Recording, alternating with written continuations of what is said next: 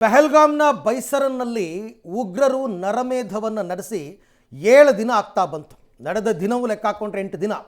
ಈ 8 ದಿನಗಳಲ್ಲಿ ಭಾರತೀಯ ಸೇನೆ ಆ ಭಾಗದಲ್ಲಿ ಒಂದು ರೀತಿ ಮುರ್ಕೊಂಡು ಬಿದ್ದಿದೆ. ಯಾರ್ಯಾರು ಉಗ್ರರು ಅಂತ ಕರೆಸ್ಕೊತಾ ಇದ್ರು, ಯಾವ ಸಂಘಟನೆ ಜೊತೆ ಗುರುತಿಸ್ಕೊಂಡಿದ್ರು, ಅವರ ಮನೆಗಳನ್ನು ಧ್ವಂಸ ಮಾಡುವ ಕೆಲಸವನ್ನು ಮಾಡ್ತಾ ಇದೆ.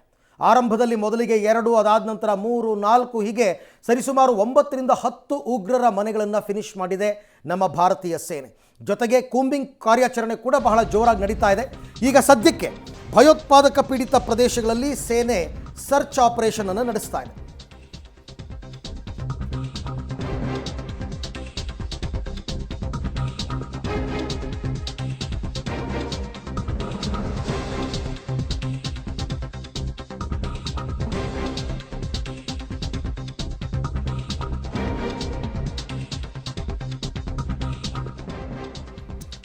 ಪಹಲ್ಗಾಮ್ನ ಬೈಸರ್ನಲ್ಲಿ ಉಗ್ರರಿಂದ ಹಿಂದೂಗಳ ನರಮೇಧ ಆದ ನಂತರ ಭಯೋತ್ಪಾದಕ ಪೀಡಿತ ಜಿಲ್ಲೆಗಳಲ್ಲಿ ಈಗ ಸೇನೆ ಸರ್ಚ್ ಆಪರೇಷನ್ ಮಾಡ್ತಾ ಇದೆ. ಎಸ್ಪೆಷಲಿ ದಕ್ಷಿಣ ಕಾಶ್ಮೀರ, ಈ ಅನಂತನಾಗ್, ಬಂಡಿಪೋರ ಎಲ್ಲ ಬರುತ್ತಲ್ಲ, ಆ ಪ್ರದೇಶದಲ್ಲಿ ಸರ್ಚ್ ಆಪರೇಷನ್ ಜೋರಾಗ್ತಾ ಇದೆ. ಭಯೋತ್ಪಾದಕ ಚಟುವಟಿಕೆ ಸಹಕರಿಸುವವರ ಮನೆಗಳನ್ನು ಉಡಿಸ್ ಮಾಡ್ತಾ ಇರ್ತಕ್ಕಂಥದ್ದು ಇವೆಲ್ಲ ಪಾರ್ಟ್ ಆಫ್ ದಿ ಅಟ್ಯಾಕ್. ಆರಂಭದಲ್ಲೇ ಏಕಾಏಕಿ ಯುದ್ಧವನ್ನು ಘೋಷಣೆ ಮಾಡೋದಕ್ಕೆ ಬರಲ್ಲ.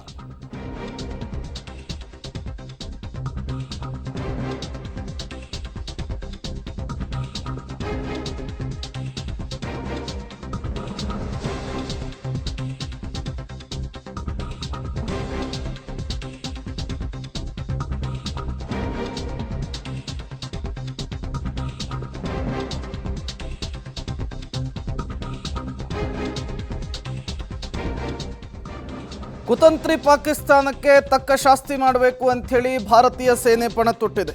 ಹಾಗಾಗಿಯೇ ಕಾರ್ಯಾಚರಣೆಯನ್ನು ಮುಂದುವರಿಸಿದೆ. ಮುಖ್ಯವಾಗಿ ಜೈಷ್ ಎ ಮೊಹಮ್ಮದ್ ಉಗ್ರ ಅಮೀರ್ ನಜೀರ್ ವಾನಿ ಮನೆ ಮೇಲೆ ದಾಳಿಯನ್ನು ಮಾಡಲಾಗಿದೆ. ಆತನ ಮನೆಯನ್ನು ಉಡೀಸ್ ಮಾಡಲಾಗಿದೆ. ಉಗ್ರ ಅಮೀರ್ ನಜೀರ್ ವಾನಿ ಮನೆಯಲ್ಲಿ ಸೇನೆ ಸಾಕ್ಷ್ಯಗಳನ್ನು ಕೂಡ ಸಂಗ್ರಹಿಸಿದೆ ಎನ್ನುವಂತಹ ಮಾಹಿತಿ ಸಿಗ್ತಾ ಇದೆ. ಮನೆಯನ್ನು ಧ್ವಂಸ ಮಾಡಿದ ಬಳಿಕ ಕುಟುಂಬಸ್ಥರನ್ನು ವಿಚಾರಣೆಗೊಳಪಡಿಸಿದೆ. ಆತನ ಆಸ್ತಿಯನ್ನು ಮುಟ್ಟುಗೋಲು ಹಾಕೊಳ್ಳುವಂತಹ ಕೆಲಸ ಮಾಡಿದೆ. ಪುಲ್ವಾಮಾದ ಕಾಶಿಪೋರ ಗ್ರಾಮದಿಂದ ಪಬ್ಲಿಕ್ ಟಿವಿ ಗ್ರೌಂಡ್ ರಿಪೋರ್ಟ್ ಅನ್ನು ಮಾಡ್ತಾ ಇರುವಂತದ್ದು. ಪ್ರಮುಖವಾಗಿ ಎಷ್ಟು ರಿಸ್ಕ್ ಅನ್ನು ತಗೊಂಡಿದ್ದೀವಿ ನಾವು ಅಂತಂದ್ರೆ, ಯಾರು ತಲುಪಲಾಗದಂತಹ ಪ್ರದೇಶಗಳನ್ನ ತಲುಪಿ ಅಲ್ಲಿಂದ ಗ್ರೌಂಡ್ ರಿಪೋರ್ಟ್ ಅನ್ನು ಕೊಡ್ತಾ ಇರ್ತಕ್ಕಂಥದ್ದು ಬಹಳ ಮುಖ್ಯವಾಗಿ. ಕನ್ನಡದ ಚಾನೆಲ್ಗಳಲ್ಲೇ ಸರಿಸಾಟಿ ಇಲ್ಲದಂತಹ ಕವರೇಜ್. ಜೈಷ್ ಉಗ್ರ ಅಮೀರ್ ನಜೀರ್ ಮನೆ ಮೇಲೆ ಆ ಮನೆಯಿಂದ ಪಬ್ಲಿಕ್ ಲೈವ್, ಪಬ್ಲಿಕ್ ವರದಿಯ ವೇಳೆನೇ ಸೇನಾ ಕಾರ್ಯಾಚರಣೆ ನಡೀತಾ ಇತ್ತಂತೆ. ಪಬ್ಲಿಕ್ ಪ್ರತಿನಿಧಿ ಶಬ್ಬೀರ್ ಎದೆಗಾರಿಕೆಯ ವರದಿಯನ್ನು ಮಾಡಿದ್ದಾರೆ. ಉಗ್ರನ ಮನೆ ಬಳಿಗೆ ನುಗ್ಗಿದೆ ಪಬ್ಲಿಕ್ ಟಿವಿ ವರದಿಗಾರರು. ಪಹಲ್ಗಾಮ್ ದಾಳಿ ಬಗ್ಗೆ ಸರಿಸಾಟಿ ಇಲ್ಲದ ಕವರೇಜ್ ಪಬ್ಲಿಕ್ ಟಿವಿಯಲ್ಲಿ.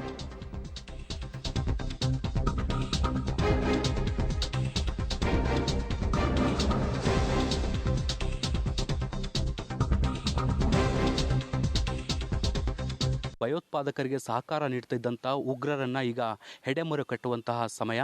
ಪುಲ್ವಾಮಾ ಸೇರಿದಂತೆ ಬೇರೆ ಬೇರೆ ಭಾಗಗಳಲ್ಲಿ ತಲೆಮರೆಸ್ಕೊಂಡಿರುವಂಥ ಉಗ್ರರನ್ನು ಹುಡುಕಿ ಅವರ ಮನೆಗಳನ್ನು ಧ್ವಂಸ ಮಾಡಲಾಗ್ತಾ ಇದೆ. ಅವರ ಕುಟುಂಬಸ್ಥರನ್ನು ವಿಚಾರಣೆಗೆ ಒಳಪಡಿಸಲಾಗ್ತಾ ಇದೆ. ಬಹುಶಃ ಕರ್ನಾಟಕದ ಏಕೈಕ ಚಾನಲ್ ಈ ಒಂದು ವರದಿಯನ್ನು ನಿಮ್ಮ ಮುಂದೆ ಇಡ್ತಾ ಇದೆ. ಜೈಷ್ ಎ ಮೊಹಮ್ಮದ್ ಜೊತೆಗೆ ನಂಟನ್ನು ಹೊಂದಿದಂಥ ಉಗ್ರ ನಜೀರ್ ಅಹ್ಮದ್ ವಾನಿಯ ನಿವಾಸವನ್ನು ಇವತ್ತು ಬೆಳಗ್ಗೆ ಅಷ್ಟೇ ಧ್ವಂಸ ಮಾಡಲಾಗಿತ್ತು. ಈಗ ಆತನ ಕುಟುಂಬಸ್ಥರನ್ನು ಕೂಡ ವಿಚಾರಣೆಗೆ ಒಳಪಡಿಸಲಾಗ್ತಾ ಇದೆ. ನೀವು ದೃಶ್ಯಗಳಲ್ಲಿ ಕೂಡ ಗಮನಿಸ್ಬೋದು. ಎಲ್ಲ ಕಡೆಯೂ ಕೂಡ ಎಸ್ಕಾಟ್ ಹಾಕಿರುವಂಥದ್ದನ್ನು ಕೂಡ ಗಮನಿಸ್ತಾ ಹೋಗ್ಬೋದು. ಕರ್ನಾಟಕದ ಏಕೈಕ ಚಾನಲ್ ಈ ಒಂದು ದೃಶ್ಯಗಳನ್ನು ನಿಮ್ಮ ಮುಂದೆ ತಂದಿಡುವಂಥ ಕೆಲಸವನ್ನು ಮಾಡಲಾಗ್ತಾ ಇದೆ. ಬೇರೆ ಯಾವ ಮಾಧ್ಯಮಗಳು ಕೂಡ ಇಲ್ಲಿಲ್ಲ. ಕನ್ನಡದ ಏಕೈಕ ಚಾನಲ್ ಆಗಿ ಈ ಒಂದು ದೃಶ್ಯಗಳನ್ನು ನಿಮ್ಮ ಮುಂದಿಡುವಂಥ ಕೆಲಸವನ್ನು ಪಬ್ಲಿಕ್ ಟಿವಿ ಮಾಡ್ತಾ ಇದೆ. ನಜೀರ್ ಅಹ್ಮದ್ ವಾನಿ ಈತ ಜೈಷ್ ಎ ಮೊಹಮ್ಮದ್ ಸಂಘಟನೆ ಜೊತೆಗೆ ಗುರುತಿಸ್ಕೊಂಡಿದ್ದ ಮತ್ತು ಅವರಿಗೆ ಪರೋಕ್ಷವಾಗಿ ಸಹಕಾರವನ್ನು ಕೂಡ ಕೊಡ್ತಾ ಇದ್ದ ಅನ್ನುವಂಥ ಮಾಹಿತಿಗಳಿತ್ತು. ಆ ಮಾಹಿತಿಗಳನ್ನು ಆಧರಿಸಿ ಆತನ ಮನೆಯನ್ನು ಧ್ವಂಸ ಮಾಡುವಂಥ ಕೆಲಸವನ್ನು ಕೂಡ ಮಾಡಲಾಗಿತ್ತು. ಈಗ ಮನೆಯಲ್ಲಿರುವಂಥ ಕುಟುಂಬಸ್ಥರನ್ನು ಕೂಡ ವಿಚಾರಣೆಗೆ ಒಳಪಡಿಸುವಂಥ ಕೆಲಸವನ್ನು ಮಾಡಲಾಗ್ತಾ ಇದೆ. ನೋಡ್ಬೋದು ಆತನ ಮನೆಯ ಮುಂದೆ CRPF ಪೊಲೀಸರು ಹೇಗೆ ಭದ್ರತೆಗೆ ನಿಂತ್ಕೊಂಡಿದ್ದಾರೆ ಅಂತ. ಒಳಗಡೆ ಅಧಿಕಾರಿಗಳು, ಹಿರಿಯ ಅಧಿಕಾರಿಗಳು ಕುಟುಂಬಸ್ಥರನ್ನು ವಿಚಾರಣೆಗೆ ಒಳಪಡಿಸ್ತಾ ಇದ್ದಾರೆ. ಹಾಗಾಗಿ ಹೊರಗಡೆ ಯಾರೂ ಕೂಡ ಹೋಗದಂತೆ ನಿರ್ಬಂಧ ವಿಧಿಸುವಂಥ ಕೆಲಸವನ್ನು ಕೂಡ ಈಗ ಮಾಡಲಾಗಿದೆ.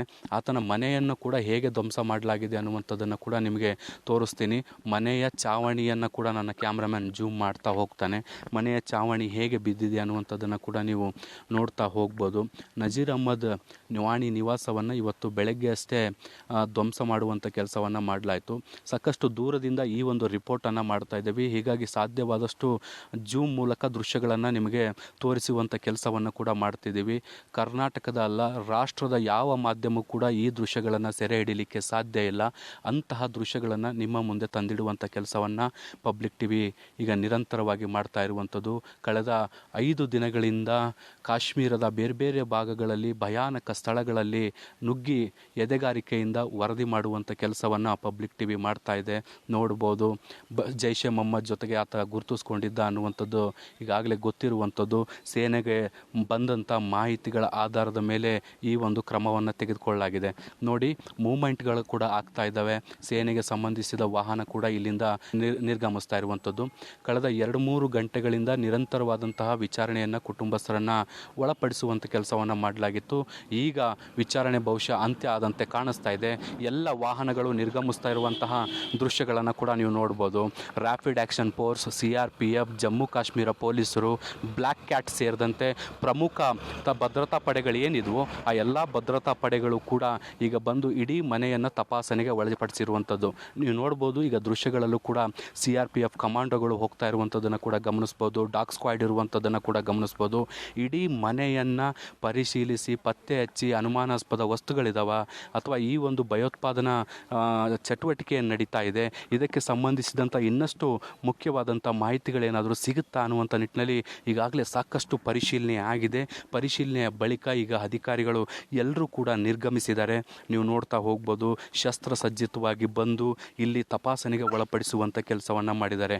ಪುಲ್ವಾಮಾದ ಪುಟ್ಟ ಗ್ರಾಮವೊಂದರಲ್ಲಿ ಈ ಒಂದು ಮನೆ ಬರುತ್ತೆ. ಹೆಚ್ಚು ಮನೆಗಳಿಲ್ಲದ ಗುಡ್ಡಗಾಡು ಪ್ರದೇಶ ನೀವು ಗಮನಿಸ್ಬೋದು. ನನ್ನ ಈ ಭಾಗದಲ್ಲಿ ಕೂಡ ನೀವು ಗಮನಿಸ್ತಾ ಹೋಗ್ಬೋದು. ಯಾವ ರೀತಿಯಾದಂಥ ದಟ್ಟ ಅರಣ್ಯ ಪ್ರದೇಶ ಅನ್ನುವಂಥದ್ದನ್ನು ಕೂಡ ನಿಮಗೆ ನಾನು ತೋರಿಸ್ತಾ ಹೋಗ್ತೀನಿ ಮುಂದಿನ ಹಂತದಲ್ಲಿ. ನೀವು ನೋಡ್ಬೋದು, ಭಾಳಷ್ಟು ಕಡಿಮೆ ಮನೆಗಳಿರುವಂಥ ಜಾಗ ನೋಡಿ. ಇಲ್ಲೆಲ್ಲೂ ಕೂಡ ನಿಮಗೆ ಸುತ್ತಮುತ್ತಲು ಮನೆ ನೋಡಲಿಕ್ಕೆ ಸಿಗಲ್ಲ. ಅಲ್ಲೊಂದು ಇಲ್ಲೊಂದು ಅನ್ನೋ ರೀತಿಯಾದಂತಹ ಮನೆಗಳು ನಮ್ಮ ಕಡೆಗೆ ಮಲೆನಾಡುಗಳಲ್ಲಿ ಹೇಗೆ ಮನೆಗಳನ್ನ ನೋಡ್ತೀವಿ ಅದೇ ರೀತಿಯಾದಂತಹ ಪರಿಸ್ಥಿತಿ ಸನ್ನಿವೇಶಗಳು ಇಲ್ಲಿ ಇರುವಂಥದ್ದು. ಬೆರಳೆಣಿಕೆಯ ಮನೆಗಳಿರುವಂಥದ್ದು ಮತ್ತು ಭಾಳಷ್ಟು ಕಾಡಿನ ಒಳಗಡೆ ಅಥವಾ ಮಧ್ಯಭಾಗದಲ್ಲಿರುವಂಥ ಮನೆಗಳು ನೋಡಿ. ವಿಚಾರಣೆ ಮುಗಿದ ಬಳಿಕ ಅವರ ಕುಟುಂಬಸ್ಥರು ಕೂಡ ಈಗ ಹೊರಗಡೆ ಬರ್ತಾ ಇರುವಂಥದ್ದನ್ನು ಕೂಡ ನೀವು ಗಮನಿಸ್ತಿದ್ದೀರಿ. ಅವ್ರನ್ನ ಅನಿವಾರ್ಯ ಕಾರಣಗಳಿಂದ ಮಾತನಾಡಿಸಲಿಕ್ಕೆ ಆಗಲ್ಲ. ಸೊ ಅವ್ರನ್ನ ದೃಶ್ಯಗಳನ್ನು ಕೂಡ ನಿಮಗೆ ತೋರಿಸುವಂಥ ಕೆಲಸವನ್ನು ಕೂಡ ನಿರಂತರವಾಗಿ ನಾವು ಮಾಡ್ತಾ ಇದ್ದೀವಿ. ಸಾಕಷ್ಟು ಬೆಳವಣಿಗೆಗಳು ಕಾಶ್ಮೀರದಲ್ಲಿ ಆಗ್ತಾ ಇದ್ದಾವೆ. ಬೇರೆ ಬೇರೆ ಜಾಗ, ಪುಲ್ವಾಮಾ ಆಗಿರ್ಬೋದು, ಮತ್ತು ಕುಪ್ವಾರ, ಬಂಡೀಪುರ, ಹೀಗೆ ಬೇರೆ ಬೇರೆ ಸ್ಥಳಗಳಲ್ಲಿ ಎಲ್ಲಿ ಭಯೋತ್ಪಾದಕರು ಅಡಗಿ ಕುಳಿತುಕೊಂಡಿದ್ದಾರೆ, ಉಗ್ರರಿಗೆ ಸಹಕಾರವನ್ನು ಕೊಡ್ತಿದ್ದಾರೆ, ಶಂಕಿತ ಭಯೋತ್ಪಾದಕರೇನಿದ್ದಾರೆ ಅಂಥವರನ್ನು ಹುಡುಕಿ ಅವರ ಮನೆಯನ್ನು ಧ್ವಂಸಗೊಳಿಸುವಂಥ ಕೆಲಸವನ್ನು ಕೂಡ ಮಾಡಲಾಗ್ತಾ ಇದೆ. ನಾನು ಆಗಲೇ ಜಮೀರ್ ಅಹ್ಮದ್ ವಾಣಿ, ಜೈಷ್ ಎ ಮೊಹಮ್ಮದ್ ಉಗ್ರ ಏನಿದ್ದಾನೆ ಆತನ ಮನೆಯ ಒಳಗಡೆ ಹೋಗಲಿಕ್ಕೆ ಪ್ರವೇಶ ಮಾಡಲಿಕ್ಕೆ ಪ್ರಯತ್ನ ಪಟ್ಟಿದ್ದೆ, ಆದರೆ ಸಾಧ್ಯ ಆಗಿರಲಿಲ್ಲ. ಯಾಕೆ ಅಂದರೆ ವಿಚಾರಣೆ ನಡೀತಾ ಇತ್ತು. ಈಗ ನಾನು ಅವರ ಮನೆಯ ಒಳಗಡೆ ಹೋಗಲಿಕ್ಕೂ ಕೂಡ ಪ್ರಯತ್ನವನ್ನು ಮಾಡ್ತೀನಿ. ಈ ಮನೆ ಹೇಗೆ ಧ್ವಂಸ ಆಗಿದೆ ಅನ್ನುವಂಥದ್ದನ್ನು ಕೂಡ ತೋರಿಸಲಿಕ್ಕೆ ಪ್ರಯತ್ನ ಮಾಡ್ತಿದ್ದೀನಿ. ಕನ್ನಡದ ಏಕೈಕ ಮಾಧ್ಯಮ, ರಾಷ್ಟ್ರದ ಏಕೈಕ ಮಾಧ್ಯಮ ಈ ಒಂದು ವರದಿಯನ್ನು ನಿಮ್ಮ ಮುಂದೆ ಕಟ್ಟಿಕೊಡುವಂಥ ಕೆಲಸವನ್ನು ಮಾಡ್ತಿದ್ದೀನಿ. ನಜೀರ್ ಅಹ್ಮದ್ ವಾಣಿಯ ಮನೆಯನ್ನು ಈಗಾಗಲೇ ತಪಾಸಣೆ ಮಾಡಲಾಗಿದೆ. 2ನೇ ಹಂತದ ಕಾರ್ಯಗಳು ಕೂಡ ನಡೀತಾ ಇರುವಂಥದ್ದು. ಒಳಗಡೆ ಇನ್ನೂ ಕೂಡ ಅಧಿಕಾರಿಗಳಿದ್ದಾರೆ. ಹೀಗಾಗಿ ಮನೆಯ ಒಳಗಡೆ ನಮಗೆ ಪ್ರವೇಶ ಮಾಡಲಿಕ್ಕೆ ಇನ್ನೂ ಕೂಡ ಅವಕಾಶವನ್ನು ಕೊಡ್ತಾ ಇಲ್ಲ. ಹೀಗಾಗಿ ದೂರದಿಂದಲೇ ಸಾಕಷ್ಟು ಸಾಧ್ಯವಾದಷ್ಟು ನಾವು ದೃಶ್ಯಗಳನ್ನು ನಿಮಗೆ ತೋರಿಸುವಂಥ ಕೆಲಸವನ್ನು ಕೂಡ ಮಾಡ್ತೀವಿ. ನೋಡ್ಬೋದು ನೀವು ನಿವಾಸದ ದೃಶ್ಯಗಳನ್ನು. ನಾನು ಸಾಧ್ಯವಾದಷ್ಟು ಜೂಮ್ ಮಾಡಿ ನಿಮಗೆ ಈ ದೃಶ್ಯಗಳನ್ನು ತೋರಿಸುವಂಥ ಕೆಲಸವನ್ನು ಮಾಡ್ತೀನಿ. ನಜೀರ್ ಅಹ್ಮದ್ ವಾಣಿ ಜೈಷ್ ಎ ಮೊಹಮ್ಮದ್ ಸಂಘಟನೆ ಏನಿದೆ ಅದರ ಜೊತೆಗೆ ಗುರುತಿಸ್ಕೊಂಡಿದ್ದಂತಹ ಭಯೋತ್ಪಾದಕ ಆಗಿದ್ದ. ಈತನ ಮನೆಯನ್ನು ಸ್ಥಳೀಯರು ಹೇಳೋ ಪ್ರಕಾರ ರಾತ್ರಿ 1 ಗಂಟೆ ಸುಮಾರಿಗೆ ಬ್ಲಾಸ್ಟ್ ಮಾಡಲಾಗಿರುವಂಥದ್ದು. ತಡರಾತ್ರಿ ಬಂದಂತಹ ಅಧಿಕಾರಿಗಳು ಒಂದು ದೊಡ್ಡ ಪೆಟ್ಟಿಗೆಯೊಂದಿಗೆ ಬಂದಿದ್ದರು. ಆ ಪೆಟ್ಟಿಗೆಯನ್ನು ಮನೆಯೊಳಗೆ ಇಟ್ಟು ಅದಾದ ಬಳಿಕ ಮನೆಯವರೆಲ್ಲರನ್ನೂ ಕೂಡ ಹೊರಗಡೆ ಕರೆದುಕೊಂಡು ಆಮೇಲೆ ಬ್ಲಾಸ್ಟ್ ಮಾಡಲಾಗಿದೆ ಅನ್ನುವಂತಹ ಮಾಹಿತಿಗಳು ಸಿಗ್ತಾ ಇದ್ದಾವೆ. ಈ ಪೊಸಿಷನ್ ಏನು ನೋಡ್ತಾಯಿದ್ರಿ, ಮನೆಯ ದೃಶ್ಯಗಳನ್ನೇನು ಗಮನಿಸ್ತಾ ಇದ್ದೀರಿ, ಇದರ ಮನೆಯ ಸೈಡ್ ವಿಂಗು, ಮೇಲಿನ ಚಾವಣಿಯನ್ನು ಕೂಡ ನೀವು ಗಮನಿಸ್ತಾ ಇದ್ದೀರಿ. ಸೈಡ್ ವಿಂಗಲ್ಲಿ ನಿಮಗೆ ಮನೆ ಕಾಣಿಸ್ತಾ ಇರುವಂಥದ್ದು. ಆ ಕಡೆ ಮುಖಕ್ಕೆ ಮನೆಯ ಫ್ರಂಟ್ ಲುಕ್ ನಿಮಗೆ ನೋಡಲಿಕ್ಕೆ ಸಿಗುತ್ತೆ. ಮನೆಯ ಮುಂದಿನ ಭಾಗ ಏನಿದೆ ಅಲ್ಲಿ ಭಾಳಷ್ಟು ದೊಡ್ಡ ಡ್ಯಾಮೇಜ್ ಆಗಿದೆ. ಮನೆಯ ಗೇಟನ್ನು ಕೂಡ ನೀವು ಗಮನಿಸ್ತಾ ಇದ್ದೀರಿ. ಏನು ರೆಡ್ ಕಲರಲ್ಲಿ ಏನಿದೆ ಅದು ಮನೆಯ ಮುಖ್ಯ ದ್ವಾರ ಆಗಿರುವಂಥದ್ದು. ಅಲ್ಲಿಂದ ಪ್ರವೇಶ ಮಾಡಬೇಕಾಗತ್ತೆ. ಸೊ ಇದಕ್ಕಿಂತ ಹೆಚ್ಚು ಮುಂದೆ ಹೋಗ್ಲಿಕ್ಕೆ ಸಾಧ್ಯ ಇಲ್ಲ. ನಾವು ಪ್ರಯತ್ನವನ್ನು ಕೂಡ ಮಾಡ್ತೀವಿ ಆ ನಿಟ್ಟಿನಲ್ಲಿ. ಇನ್ನೂ ಕೂಡ ಅಲ್ಲಿ ಭದ್ರತಾ ಸಿಬ್ಬಂದಿಗಳಿದ್ದಾರೆ. ಅವರು ಶೂಟ್ಗೆ ಅಲೋ ಮಾಡ್ತಾ ಇಲ್ಲ ಮತ್ತು ದೂರದಲ್ಲೇ ನಿಂತ್ಕೋಬೇಕು ಅನ್ನುವಂಥ ನಿಟ್ಟಿನಲ್ಲಿ ನಮಗೆ ಈಗಾಗಲೇ ಎಚ್ಚರಿಕೆಯನ್ನು ಕೂಡ ಕೊಟ್ಟಿದ್ದರು. ಆದಾಗ್ಯೂ ಕೂಡ ಪಬ್ಲಿಕ್ ಟಿವಿ ನಿಮಗಾಗಿ ಈ ನೇರ ದೃಶ್ಯಗಳನ್ನು ತೋರಿಸುವಂಥ ಕೆಲಸವನ್ನು ಕೂಡ ಮಾಡ್ತಾ ಇದೆ. ಎಷ್ಟು ಸಾಧ್ಯವೋ ಅಷ್ಟು ಮುಂದೆ ಹೋಗುವಂಥ ಕೆಲಸವನ್ನು ಕೂಡ ನಾವು ಮಾಡ್ತೀವಿ. ಮನೆಯ ದೃಶ್ಯಗಳನ್ನು ಕೂಡ ನೀವು ಗಮನಿಸ್ಬೋದು. ಒಟ್ಟು 2 ಮನೆಯ ರೀತಿಯಲ್ಲಾಗಿ ಕಾಣಿಸ್ತಾ ಇದೆ. ಒಂದು ದೊಡ್ಡ ಮನೆ ಉಳ್ಕೊಳ್ಳೋದಾದರೆ ಇನ್ನೂ ಒಂದು ಸಣ್ಣ ಚಾವಣಿಯ ರೂಪದ ಮನೆಯನ್ನು ಕೂಡ ನೀವಿಲ್ಲಿ ಗಮನಿಸ್ತಾ ಹೋಗ್ಬೋದು. ಸೊ ಮುಂದಿನ ವ್ಯಾಲ್ಯೂಯೇಷನ್ ಏನಿದೆ, ಮುಂದೆ ಮನೆಯ ಮುಂದಿನ ಭಾಗ ಅದು ತೀವ್ರವಾಗಿ ಹಾನಿಯಾಗಿದೆ ಅನ್ನುವಂಥದ್ದು ಕೂಡ ಗೊತ್ತಾಗ್ತಾ ಇದೆ. ಇಲ್ಲಿ ಕೇವಲ ಲೋಕಲೈಟ್ಸ್ಗೆ ಮಾತ್ರ ಹೋಗಲಿಕ್ಕೆ ಅವಕಾಶವನ್ನು ಮಾಡಿಕೊಡ್ತಾ ಇದ್ದಾರೆ. ನೋಡಿ, ಭದ್ರತಾ ಸಿಬ್ಬಂದಿಗಳು ನಮಗೆ ಎಚ್ಚರಿಕೆಯನ್ನು ಕೊಡ್ತಾ ಇರುವಂಥದ್ದನ್ನು ಕೂಡ ನೀವು ಗಮನಿಸ್ಬೋದು. ಇಲ್ಲಿ ಸ್ಥಳೀಯರು ಹೌದಾ ಅಲ್ವಾ ಅನ್ನುವಂಥದ್ದನ್ನು ಕನ್ಫರ್ಮ್ ಮಾಡಿಕೊಂಡು ಮುಂದೆ ಹೋಗ್ಲಿಕ್ಕೆ ಬಿಡ್ತಾರೆ. ಅದರ್ವೈಸ್ ಬೇರೆ ಯಾರೇ ಆಗಿದ್ದರೂ ಕೂಡ ಅವ್ರನ್ನ ಇಲ್ಲಿಂದ ವಾಪಸ್ ಕಳಿಸುವಂಥ ಕೆಲಸ ಮಾಡ್ತಾರೆ.